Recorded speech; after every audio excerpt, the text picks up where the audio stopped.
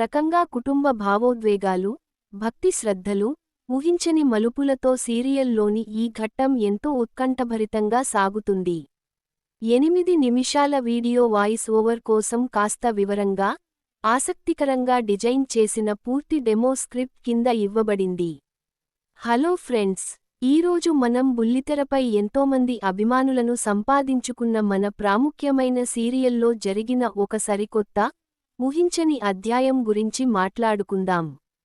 ఈ సీరియల్లోని ప్రతి ఎపిసోడ్ ఒక కొత్త మలుపుతో ప్రేక్షకులకు ఎంతో ఉత్కంఠను పంచుతోంది. కుటుంబ బంధాలు, త్యాగాలు, ఆత్మీయతలు మరియు కొన్ని రహస్య ప్లాన్ల మధ్య ఈ కథనం ఎలా ముందుకు సాగిందో ఇప్పుడు వివరంగా చూద్దాం. కథలోకి వెళ్తే, మొదటిగా మనకి కనిపించేది ఇద్దరు స్నేహితుల మధ్య ఉన్న అపారమైన అనుబంధం. ఒకరి ఇంట్లోని కష్ట సమయాన్ని చూసి, కుటుంబ పరిస్థితులను అర్థం చేసుకుని, ఏమాత్రం ఆలోచించకుండా చెల్లిని పెళ్లి చేసుకోవడానికి సిద్ధపడతాడు ఆ స్నేహితుడు. కేవలం ఒక స్నేహితుడిగా మాత్రమే కాకుండా, ఒక సొంత మనిషిలా నిలబడి అంత పెద్ద బాధ్యతను తన భుజాన వేసుకోవడం నిజంగా గొప్ప విషయానికి.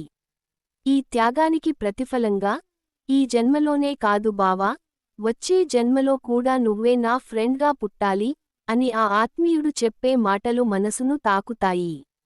మరోవైపు, ఇంట్లో ఉన్న పెద్దాయన కోసం, ఆయన సంతోషం కోసం మరియు జాతకంలో ఉన్న దోషాలు తొలగిపోవాలనే ఆశతో ఒక ప్రత్యేకమైన పూజ మరియు హోమం ఏర్పాటు చేస్తారు. మనిషి మంచి మనస్సుతో ఏది కోరుకున్నా అది ఖచ్చితంగా దేవుడికి చేరుతుందని, అంతా మంచి జరుగుతుందని నమ్మి గుడికి చేరుకుంటారు. భక్తి శ్రద్ధలతో సాగే ఆ పూజా వాతావరణం, అమ్మవారి నామస్మరణలు, మంత్రోచ్చారణలతో గుడి ప్రాంగణమంతా ఒక ఆధ్యాత్మిక శోభతో నిండిపోతుంది. అయితే, ఈ పూజ వెనుక ఒక పెద్ద గుట్టు దాగి ఉంది. ఇంట్లోని కుటుంబ సభ్యులు ఆమెను ఏమీ తెలీకుండానే గుడికి తీసుకువస్తారు. గుడికి రాగానే అక్కడ ఉన్న నెగటివ్ వైబ్స్ చూసి, ఏదో తేడా జరుగుతోంది నాన్నా, సాధారణంగా గుడికి వస్తే పాజిటివ్ వైబ్స్ వస్తాయి కాని ఇక్కడేదో తేడా కొడుతోంది అని ఆమె అనుమానం వ్యక్తం చేస్తుంది. కాని ఇంట్లో వాళ్లు మాత్రం ఏదో ఒక అబద్ధం చెప్పి, హోమం అని నమ్మించి ఆమెను లోపలికి నడిపిస్తారు.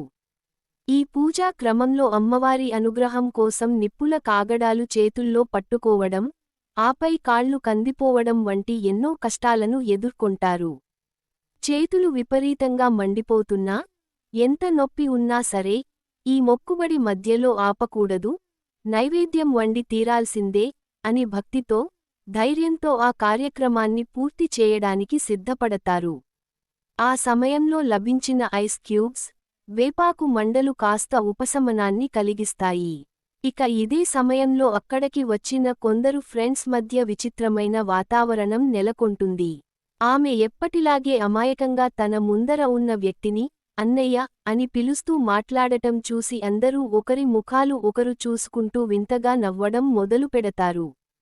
అలా పిలవకు, అలా పిలిస్తే మా పరువు పోతుంది అని ఆమెను హెచ్చరిస్తారు. కాని ఆ నవ్వుల వెనుక అసలు నిజం ఏంటో ఆమెకు ఎంతకీ అర్థం కాదు. ఇంతకీ పెళ్లి ఎవరికి, పెళ్లికూతురు ఎక్కడుంది, సీక్రెట్గా పెళ్లి చేసుకుంటున్నారా అని ఆమె వరుస ప్రశ్నలు వేస్తూనే ఉంటుంది. ఒకరి ముఖాలు ఒకరు చూసుకుంటున్న ఆ మనుషుల ప్రవర్తన ఆమెలో అనుమానాలను మరింత పెంచుతుంది. చివరకు, అందరూ దాస్తున్న ఆ పెద్ద రహస్యాన్ని బయటపెడతారు. ఈ పెళ్లికూతురు ఎవరో కాదు, నువ్వే అని చెప్పేసరికి ఆమె ఒక్కసారిగా దిగ్భ్రాంతికి గురవుతుంది. 25 సంవత్సరాలుగా ఎదురుచూస్తున్న ఆ క్షణం రానే వచ్చిందని, గుడిలో అందరి సమక్షంలోనే ఆమె పెళ్లి జరిపించడానికి అన్ని ఏర్పాట్లు పూర్తి చేశామని చెప్తారు. పెళ్లి వార్త వినగానే ఆమె నమ్మలేక, ఒక పెద్ద జోక్లా అనిపించి బిగ్గరగా నవ్వేస్తుంది. కాని ఇది నిజమని, తప్పించుకోవడానికి వీల్లేదని గ్రహించినప్పుడు ఆ కథ మరింత డ్రామాటిక్గా మారుతుంది. ఈ రకంగా అమాయకత్వం, ప్రేమ, భక్తి, త్యాగం మరియు ఊహించని ట్విస్టులతో సాగిన ఈ ఎపిసోడ్ ప్రేక్షకులను ఎంతగానో ఆకట్టుకుంది. మున్ముందు ఈ పెళ్లి సఫీలుగా జరుగుతుందా, లేదా కథ ఏ కొత్త మలుపు తిరుగుతుందో చూడాలి. మీకు ఈ రివ్యూ మరియు కథనం నచ్చినట్లయితే లైక్ చేయండి, షేర్ చేయండి మరియు మన ఛానల్ని సబ్స్క్రైబ్ చేసుకోవడం మర్చిపోకండి. ధన్యవాదాలు. ఏందో ఇప్పుడు వివరంగా చూద్దాం. కథలోకి వెళ్తే, మొదటిగా మనకి కనిపించేది ఇద్దరు స్నేహితుల మధ్య ఉన్న అపారమైన అనుబంధం. ఒకరి ఇంట్లోని కష్ట సమయాన్ని చూసి, కుటుంబ పరిస్థితులను అర్థం చేసుకుని, ఏమాత్రం ఆలోచించకుండా చెల్లిని పెళ్లి చేసుకోవడానికి సిద్ధపడతాడు ఆ స్నేహితుడు.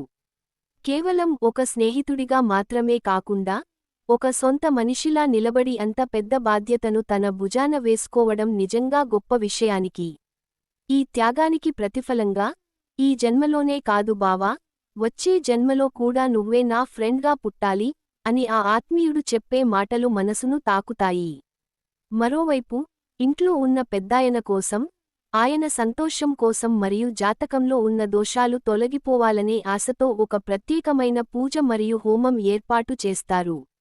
మనిషి మంచి మనస్సుతో ఏది కోరుకున్నా అది ఖచ్చితంగా దేవుడికి చేరుతుందని, అంతా మంచి జరుగుతుందని నమ్మి గుడికి చేరుకుంటారు.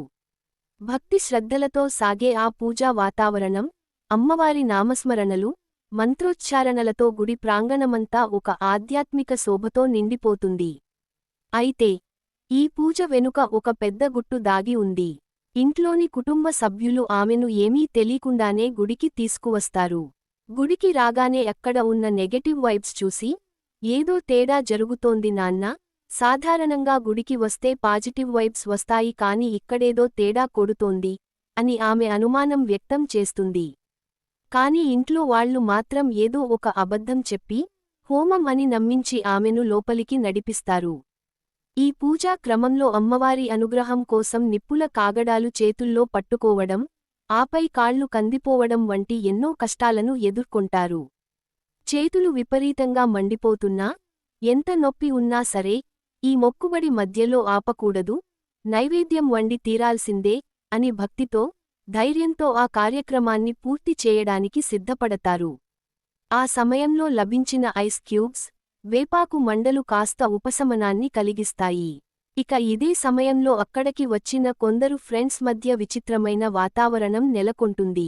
ఆమె ఎప్పటిలాగే అమాయకంగా తన ముందర ఉన్న వ్యక్తిని, అన్నయ్య అని పిలుస్తూ మాట్లాడటం చూసి అందరూ ఒకరి ముఖాలు ఒకరు చూసుకుంటూ వింతగా నవ్వడం మొదలుపెడతారు. అలా పిలవకు, అలా పిలిస్తే మా పరువు పోతుంది అని ఆమెను హెచ్చరిస్తారు. కాని ఆ నవ్వుల వెనుక అసలు నిజం ఏంటో ఆమెకు ఎంతకీ అర్థం కాదు. ఇంతకీ పెళ్లి ఎవరికి, పెళ్లికూతురు ఎక్కడుంది, సీక్రెట్గా పెళ్లి చేసుకుంటున్నారా అని ఆమె వరుస ప్రశ్నలు వేస్తూనే ఉంటుంది. ఒకరి ముఖాలు ఒకరు చూసుకుంటున్న ఆ మనుషుల ప్రవర్తన ఆమె